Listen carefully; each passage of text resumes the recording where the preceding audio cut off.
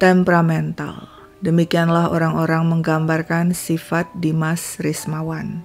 Dia lahir di Bekasi Oktober 2000. Orangnya pendiam, tertutup, menyimpan bara di dada. Seorang teman mengatakan, dia temperamental, kalau diganggu langsung main hajar. Tapi meskipun temperamental, Dimas lolos tes masuk prajurit TNI Angkatan Darat. Selulus pendidikan Tamtama, dia dilantik dengan pangkat prajurit 2 atau Prada dan terakhir bertugas di Batalion Infanteri Mekanis 201 Jaya Yuda di Jakarta. Apakah disiplin militer bisa menjinakkan temperamennya? Ternyata tidak. Barak militer bukannya dijadikannya rumah, melainkan ring tinju. Dia kerap berkelahi dengan sesama prajurit di sana. Akibatnya dia juga yang kena batunya. Musuhnya banyak. Dia jadi merasa tidak nyaman, tidak betah di lingkungan militer. Pada 30 Mei 2022, pukul 6:30 malam, Prada Dimas bersiap, mengenakan jaket hitam dan membawa tas ransel. Lalu dengan mengendarai sepeda motor menuju gerbang hendak keluar barak. "Kamu mau kemana?" tanya prajurit di pos jaga. "Mau ke minimarket. Perintah dari wakil komandan batalion," jawab Prada Dimas. Prajurit penjaga pun mengizinkan Dimas keluar. Tapi Prada Dimas tidak menuju minimarket. Dia bohong. Dia pergi tanpa izin komandan karena ingin melarikan diri dari dinas dan tak berniat kembali lagi, sebab tidak betah karena banyak masalah. Padahal dia baru berdinas 8 bulan. Dalam militer, tindakan Prada Dimas melarikan diri dari dinas militer tanpa izin resmi disebut desersi. Selama desersi, dia tinggal di Tangerang dan sempat bekerja sebagai security bergaji 2,5 juta per bulan di salah satu yayasan di sana. Tapi lagi-lagi karena sifatnya yang temperamental, dia hanya bertahan 3 bulan dan berhenti. Kurang lebih setahun Dimas bebas berkeliaran hingga kemudian dia ditangkap dan diadili di pengadilan militer pada bulan Maret 2023. Dan akhirnya dirinya resmi dipecat dari dinas militer. Kini Dimas jadi warga sipil biasa. Hubungan Dimas dengan orang tuanya, terutama dengan sang ayah Widodo, tidak bagus. Terutama setelah Dimas kabur dari dinas militer. Widodo kecewa dengan tindakan sang anak yang tidak bertanggung jawab pada tugas yang diembannya. Widodo juga tidak tahu bagaimana nantinya masa depan Dimas. Sebaliknya, Dimas berharap orang tuanya tetap membantu dirinya yang punya banyak masalah. Sang ayah Widodo dan sang ibu Indah tinggal di Jalan Raya Pejuang, Medan Satria, Kota Bekasi. Di sana juga mereka menjalankan usaha warung yang menjual sate Solo, nasi goreng, tongseng, dan gulai dari pukul 1 siang hingga 10 malam. Dimas selalu berpikir orang tuanya punya banyak uang hasil berjualan makanan. Jadi setiap kali membutuhkan, dia selalu minta uang pada mereka. Apalagi setelah dirinya dipecat dari dinas militer, pekerjaan dan pendapatannya tidak jelas, dan dirinya lebih sering menganggur. Demikianlah pada 19 Juni 2023, Dimas menelpon sang ayah Widodo. "Pak, saya mau minjem uang 8 juta untuk bayar kontrakan dan biaya hidup." Widodo menolak. "Warung Bapak sedang sepi pembeli." Dimas pantang mundur dan pantang ditolak. Esoknya 20 Juni, dia hubungi lagi ayahnya dan kembali minta pinjam uang 8 juta. Tapi Widodo tetap menolak. Dimas geram. Panas hatinya menerima penolakan itu. Kok sama anak sendiri pelit? Seminggu kemudian pada 26 Juni, berbekal sebilah sangkur yang dulu diperolehnya saat dinas militer, dia datangi tempat tinggal orang tuanya di Bekasi. Dimas tiba pukul 7:30 malam dan mengobrol dengan adiknya Wulan. Sedangkan orang tuanya masih melayani pembeli di warung. Barulah sekitar pukul 10 malam, warung tutup. Sementara itu di rumah, diam-diam Dimas menyimpan sangkur miliknya di balik tumpukan pakaian, di atas meja di kamar orang tuanya. Esoknya, Selasa 27 Juni, Dimas bersikap manis, ikut membantu kedua orang tuanya di warung makan hingga pukul 10 malam. Usai menutup warung, semuanya bersantai, berkumpul di ruang tamu. Nah, Dimas menganggap saat itu tepat untuk mengutarakan keinginannya. Lagi pula toh dia sudah bersikap baik, membantu bekerja di warung makan milik orang tuanya. Saya mau minjem uang 8 juta untuk bayar kontrakan dan kebutuhan sehari-hari. Nanti kalau sudah punya uang akan saya kembalikan, katanya kepada ayahnya Widodo, berharap kali ini sang ayah mengabulkan. Tapi Widodo menolak. Dimas kecewa. Pecah pertengkaran di antara mereka. Widodo yang selama ini sudah berkali-kali dibikin kecewa oleh ulah anaknya berkata, "Saya sudah tidak mau ikut campur lagi urusanmu. Saya sudah lepas tangan. Saya tidak mau kasih uang lagi ke kamu." Widodo beranjak, diikuti sang istri Indah, masuk ke kamar tidur, meninggalkan Dimas dan Wulan di ruang tamu. Dimas memendam kesal dan kecewa.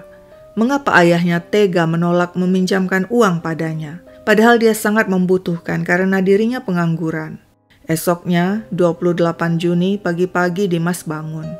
Dia bersikap baik, berusaha mengambil hati sang ayah dengan membantu membereskan rumah, lalu ikut membantu di warung berjualan sate. Tapi Dimas jengkel melihat sikap ayahnya. Sejak tadi malam, Widodo mendiamkan Dimas meski sang ibu Indah sudah membujuk Widodo untuk memberikan saja uang yang diminta Dimas. Tepat pukul 10 malam, Dimas membantu orang tuanya menutup warung. Malam semakin larut. Dimas sudah berada di kamarnya. Dia terus memikirkan penolakan ayahnya. Karena tidak bisa tidur, dia main HP hingga larut malam. Pikirannya berkecamuk dipenuhi hal-hal buruk. Sudah pukul 1 pagi, Kamis 29 Juni. Dimas yang tidak bisa tidur juga keluar dari kamarnya dan menonton TV di ruang tengah, lalu dilanjutkan dengan main HP. Dimas tetap tidak bisa tidur karena pikirannya mumet. Sudah pukul 4 pagi. Saat itu baterai HP-nya habis sehingga dia masuk ke kamar orang tuanya untuk men-charge HP. Dia lihat ayah ibunya serta si adik Wulan sudah tidur. Dimas duduk sambil men-charge dan melanjutkan main HP. Sesekali dia melihat ke arah ayahnya yang terlelap. Semakin dilihat, semakin muak dan marah dirinya melihat wajah ayahnya yang tidak mau membantu keuangannya. Jarum jam terus bergerak. Sudah pukul 6 pagi. Amarah di dada Dimas sudah tidak tertahankan. Dia ambil sangkur yang disimpannya di balik tumpukan pakaian di atas meja, lantas mendekati sang ayah yang masih tertidur. Dia diam sejenak, termenung memperhatikan wajah sang ayah. Saat itu kembali terngiang perkataan ayahnya padanya yang sangat menyakitkan. "Saya sudah tidak mau ikut campur lagi urusanmu. Saya sudah lepas tangan. Saya tidak mau kasih uang lagi ke kamu." Di benaknya juga terlintas perlakuan kasar sang ayah kepadanya dan ibunya selama ini. Tanpa pikir panjang lagi, Dimas menusukkan sangkur ke tubuh sang ayah berkali-kali. Widodo terbangun, berteriak kesakitan, sehingga Indah dan Wulan ikut terbangun. Dimas tak peduli. Seperti orang kesetanan, dia kembali menusuk dada Widodo berkali-kali. Indah menjerit-jerit, "Jangan Le, jangan Le," sembari berusaha menahan tangan Dimas, tapi Dimas berhasil melepaskan. "Kenapa Le? Kenapa kamu berbuat begini ke bapakmu?" Dimas menjawab, "Saya kesal, Mak." Sementara itu, Widodo berusaha lari ke pojok kamar, tapi Dimas mengejar dan kembali menusuknya berulang kali. Widodo merintih kesakitan. Dengan sisa tenaga, pria berusia 40-an itu berusaha mendekati pintu untuk keluar. Namun Dimas kembali menusuk dada ayahnya berkali-kali hingga akhirnya Widodo jatuh ke lantai, tewas bersimbah darah. Dengan tenang, Dimas membersihkan sangkurnya. Kemudian menyimpan senjata itu di dalam lemari pakaian. Sang ibu Indah tak henti menangis dan mencoba menghampiri suaminya. "Mama, jangan pegang bapak," bentak Dimas. Indah mundur lalu menjerit, "Kenapa Le kamu berbuat begini?" "Saya kesal, Mak," balas Dimas murka. Indah memohon pada Dimas, "Hubungi rumah sakit, panggil ambulans untuk membawa bapakmu ke rumah sakit." Akhirnya Dimas menurut dan mencoba menghubungi 2 rumah sakit di Bekasi agar mendatangkan ambulans. Tapi pihak rumah sakit minta agar Dimas menghubungi polisi terlebih dulu. "Sudah, panggil Grab aja," kata sang ibu Indah. Dimas kemudian menghubungi Grab, tapi pihak Grab tidak mau membawa orang yang tewas bersimbah darah. Sementara itu Indah mencoba menghubungi HP saudara kandung Widodo, tapi tidak diangkat. Akhirnya Indah mengontak Ratemin, paman suaminya, dan menyampaikan kabar buruk itu sekalian minta bantuan. Sekitar pukul 12 siang, Ratamin dan sang istri Ngatina tiba. Ketika melihat Widodo terkapar bersimbah darah di kamar, mereka segera melapor kepada polisi. Tak lama kemudian, pihak kepolisian tiba dan mengamankan TKP. Warga berkerumun mendengar kabar mengerikan itu. Sekitar pukul 3 siang, jasad Widodo dievakuasi ke Rumah Sakit Polri Kramat Jati dengan ambulans dari kepolisian. Sedangkan Dimas, Indah, dan Wulan dibawa ke markas untuk ditanyai. Kepada polisi, Dimas mengakui perbuatannya membunuh sang ayah Widodo, yang dibenarkan sang ibu Indah dan si adik Wulan.